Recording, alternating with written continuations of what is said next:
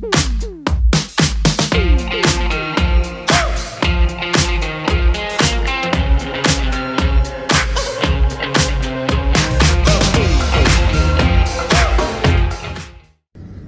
gang, so I know it's been a minute. That was intentional. I did not want to keep recording excessively, especially after last month's 31-day marathon. So I figured I would check in and just talk about some stuff and let you guys know where I'm at. The short that I posted the other day, when I said that, I had this really uneasy feeling, I woke up like that. It followed me around. Every little thing was bothering me. I couldn't put my finger on what it was. And about an hour into my shift at work, I got very, very frustrated. I felt like I was just going to pop off. So I told the other nurse with me, I said, look, I'm ducking outside. And that's when I recorded the short. I took a breather, went back in, went on about my night. Still had that feeling just nagging me like all night. And about 1:30 in the morning, I, had to take my required lunch break and went outside and was just listening to random YouTube videos and just chilling out. And then just all of a sudden, I had this wave of grief just hit me, and I just bawled my eyes out for about 10 minutes. So after that, and I went back inside, I had a conversation with the folks that were on shift with me, because I had asked a couple of them the same question that I asked you guys. I was like, have y'all ever had this feeling like just something is off and you can't put your finger on what it is? And they were just like, yeah, we've had that feeling. You are acting like you're not like quite like yourself, because it's a place that I've been going to pretty frequently. It's a set of folks that I've worked with pretty regularly, so I've gotten to know a couple of them, somewhat, and they are accustomed to me being like upbeat and ready to go, and we can do this, and we're going to knock all of it out, and that sort of deal. And I just did not have that energy when I showed up. So even they could see the difference. But I went back in after I bawled and just kind of let it all out, and I felt better. And I went in and sat down, and I said, so I figured out what the problem was. I said, and it was just time for my bucket to tip over.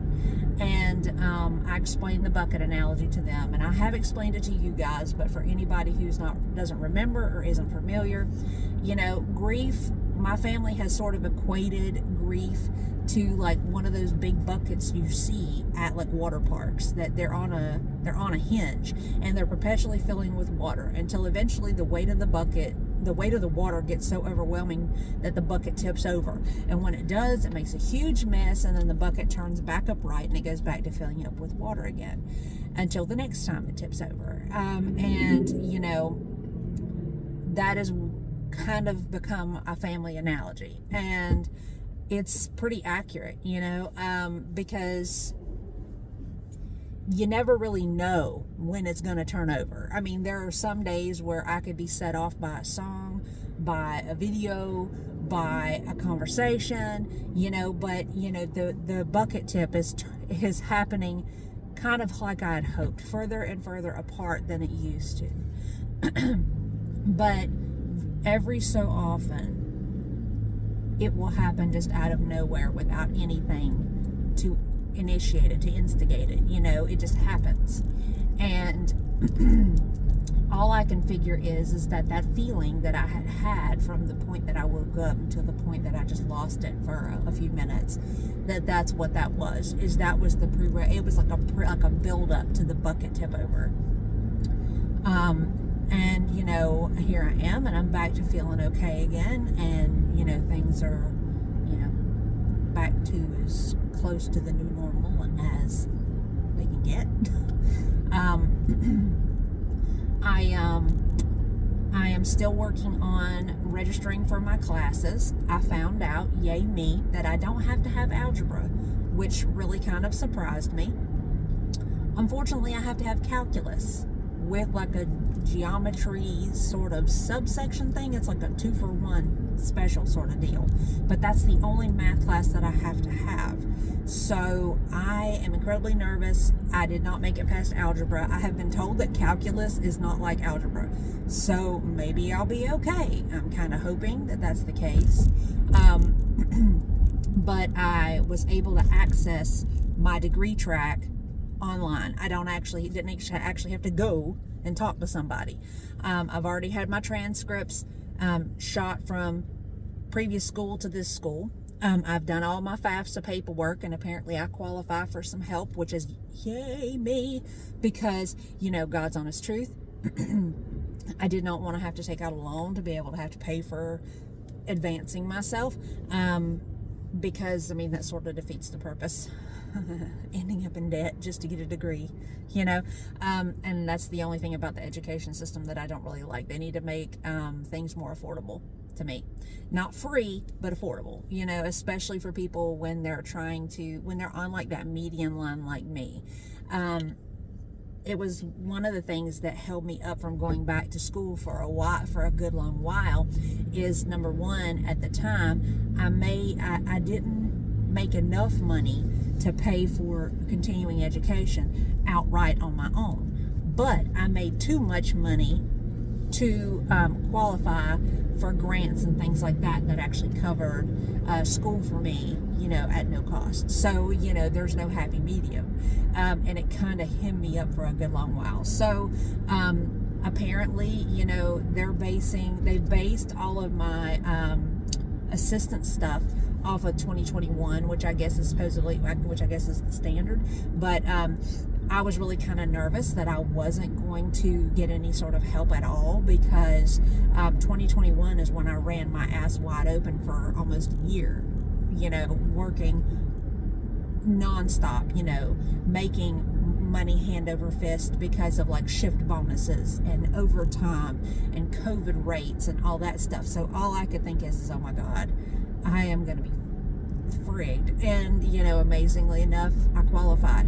So the only downside that I can see to that thus far is that it's saying that the rate that I've been offered, which I haven't even looked at yet, I got to do that today, the amount that I'm being offered in grant to cover my classes is if I am a full-time student. So I am going to have to figure out what I want to do. I don't know if I want to try to hit calculus head on and just deal, or if I want to push that to the end and deal more with other classes, which I may have an easier time with. So I've got a lot of decision making over the next month and some change before the spring semester starts.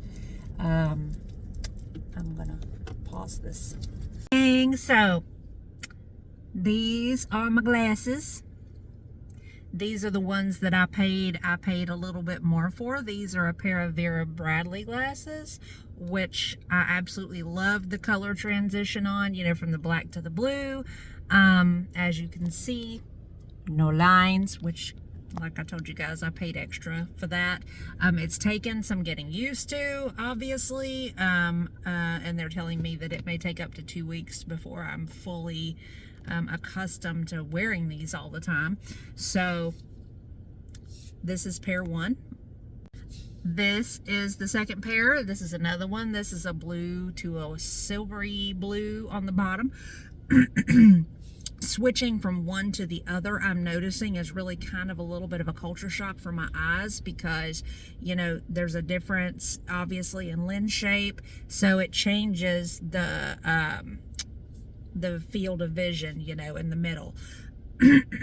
I do notice that, like, on the outside edges, that there's like a swimmy sort of haziness, which I guess is normal too, based on what they were telling me when I ordered my frames. But I ended up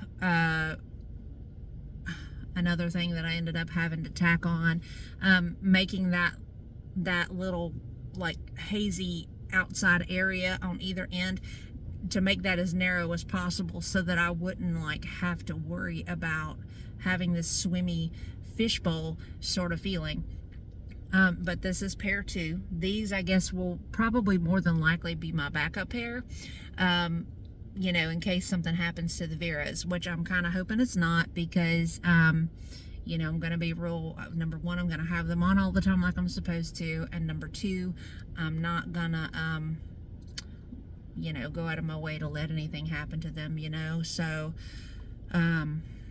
just figured I'd share. There was something else I was going to tell you guys, but, it slipped my mind. I'll get to it. Hey gang, so I've had my glasses now probably 2 hours, 2.5 hours, and my friggin' eyeballs hurt. I texted my dad pictures of my glasses because he said he wanted me to after I retrieved them, and I explained to him that my eyeballs hurt, and he said that that's not uncommon when you first start wearing them, and that my eyes will adjust, because, you know, my eyes are so used to, I guess, being out of focus, that now that they're back in focus, that, you know, those, that they're gonna have to reacclimate to actually being able to do what they're supposed to do, I guess. Which, you know, makes sense, because it's like that with like blood pressure medication. When people have their blood pressure out of whack for so long and they first start taking medications and it starts to get down, finally their blood pressure drops to normal range again, they feel like garbage because their body's used to having it out of whack. So, you know, I just know this doesn't feel great. I mean, I can see again. That part is good. I just know that this is uncomfortable. I went and got my nails done. I know you guys can't see it, but there's like a red glitter. Sat and caught up with my nail guy and told him everything that was going on, and he was teasing me about the guy from work being interested. But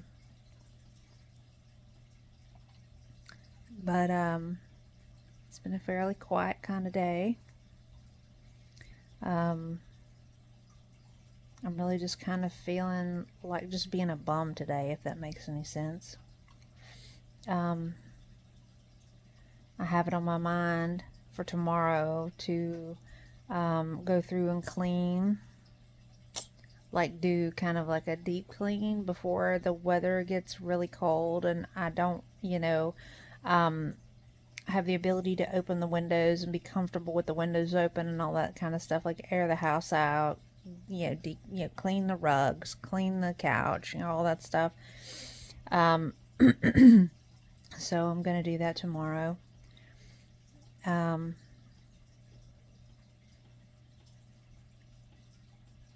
I figured I would give you guys the happenings. It is so weird to have something reflective like that. I'm gonna have to start doing this so that I can not be wigging out about the fact that there's a whole set of reflection. I can't wait to see how live streaming is gonna go with the light with these glasses. I'm gonna have to sit here with my head down like this all the time, to keep you guys from having to deal with that. Anyway, the shift, I had to change the booking on my shifts for this weekend because the shift that I originally had scheduled for Saturday got canceled. So I went on the app to schedule another one, and the shift that I got canceled for is still on the app. I scheduled a different shift, and then I shot a text back to agency and said, hey, look, you know, this shift got canceled, but yeah, it's still showing up as available. I'm like, was that a misunderstanding, or do they just not want me to come back? Yeah, like LOL, you know. And the girl from agency said she would check into it. And I said, you know, obviously I was kidding about them not wanting me back, you know, but I just didn't want to like try to rebook it, you know, if they don't need anybody. And she said, well, you know, they did just get a new staff person, so maybe that was just a misunderstanding. She's like, but, you know, I'll let you know. So, that's the happenings. Thinking about taking a nap.